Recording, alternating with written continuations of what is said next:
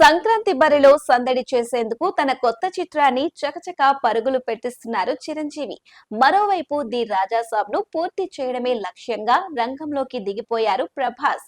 ఇప్పుడు ఈ ఇద్దరి సినిమాల చిత్రీకరణలకు రామోజీ ఫిలిం సిటీ వేదిక అయింది. ప్రస్తుతం ఇక్కడే ఈ అగ్రతారలిద్దరూ హంగామా చేస్తున్నారు. సంక్రాంతికి వస్తున్నాం విజయం తరువాత అగ్ర కథానాయకుడు చిరంజీవితో చేతులు కలిపారు దర్శకుడు అనిల్ రావిపూడి.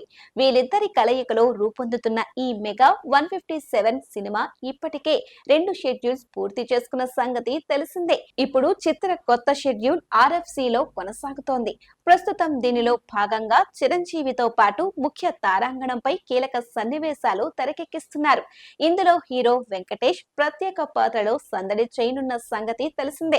త్వరలోనే ఆయన కూడా ఈ చిత్ర సెట్స్ లోకి అడుగు పెట్టనున్నారు. ఇది వినోదం, యాక్షన్ అంశాలతో నిండిన కుటుంబ కథా చిత్రంగా ముస్తాబవుతోంది. చిరు దీంట్లో శంకర్ వరప్రసాద్ అనే పాత్రలో అలరించనున్నారు. నయనతార కథానాయిక, కేథరిన్ కీలక పాత్ర పోషిస్తున్నట్లు తెలిసింది. ఇది వచ్చే ఏడాది సంక్రాంతికి ప్రేక్షకుల ముందుకు రానుంది. ఈ సినిమాకి బీమ్స్ సిసరోలియో సంగీతం అందిస్తుండగా సమీర్ రెడ్డి ఛాయాగ్రాహకుడిగా వ్యవహరిస్తున్నారు. సాహు గారపాటి, సుష్మిత కొణిదెల సంయుక్తంగా నిర్మిస్తున్నారు. డిసెంబర్ లో ది రాజాసాబ్ గా సినీ ప్రియుల్ని పలకరించనున్నారు కథానాయకుడు ప్రభాస్. మారుతి దర్శకత్వం వహిస్తున్న ఈ పాన్ ఇండియా చిత్రాన్ని టీజీ విశ్వప్రసాద్ నిర్మిస్తున్నారు. నిధి అగర్వాల్, మాలవిక మోహన్, రిద్ది కుమార్ కథానాయకులు. సంజయ్ దత్ కీలక పాత్ర పోషిస్తున్నారు. ముగింపు దశలో ఉన్న ఈ సినిమా ప్రస్తుతం RFC లో చకచకా చిత్రీకరణ చేసుకుంటోంది.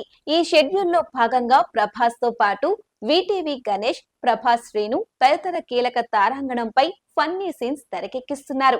ఈ వారాంతం వరకు ఇక్కడే చిత్రీకరణ కొనసాగనుంది.